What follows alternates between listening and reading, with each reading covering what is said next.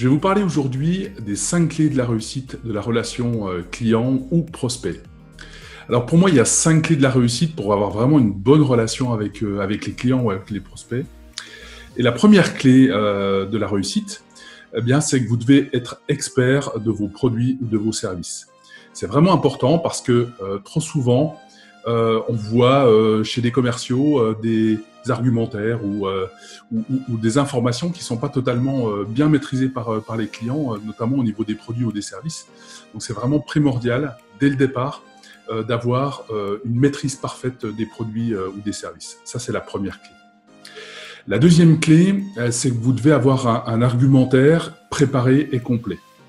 Est-ce que cet argumentaire est écrit dans l'entreprise? Est-ce qu'il est partagé par tous? Alors quand je dis par tous, ça va du chef d'entreprise en passant par les commerciaux bien évidemment, en passant par l'ADV, en passant par la qualité ou le service après-vente, enfin tous les gens qui sont en relation avec les clients ou les prospects.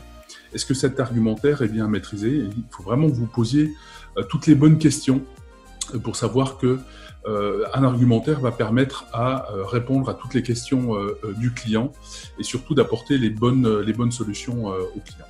Ça, c'est la deuxième clé. La troisième clé, c'est que vous devez poser les bonnes questions. Et quand je dis poser les bonnes questions, c'est poser les questions ouvertes. Pourquoi ouvertes? Parce que ça va permettre d'ouvrir le champ des possibles et surtout d'avoir un maximum d'informations sur ce que peut vous dire le client, sur ses problématiques et vous pourrez ensuite apporter les bonnes solutions. Les questions ouvertes, c'est vraiment quelque chose qui est important et souvent, on ne prépare pas suffisamment toutes ces questions ouvertes. Donc, faites ce travail de préparation pour pouvoir vraiment poser les bonnes questions.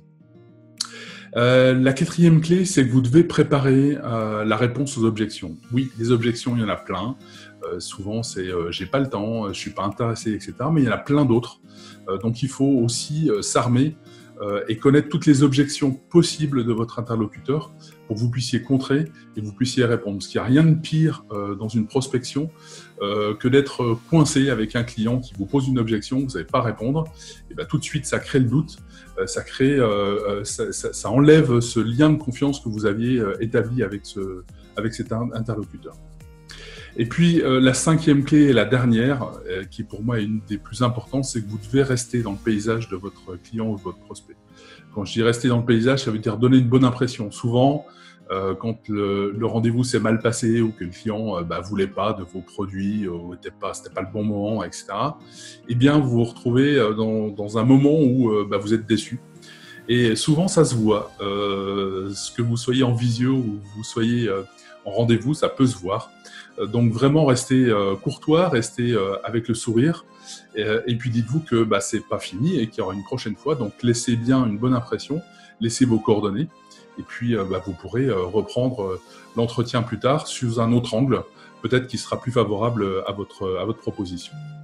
Voilà les 5 clés de la réussite de la relation client-prospect. J'espère que vous en ferez bon usage et puis n'hésitez pas à me contacter si vous avez besoin d'en savoir plus, si vous avez besoin d'être formé ou d'être accompagné sur la relation avec vos clients, vos prospects. À bientôt.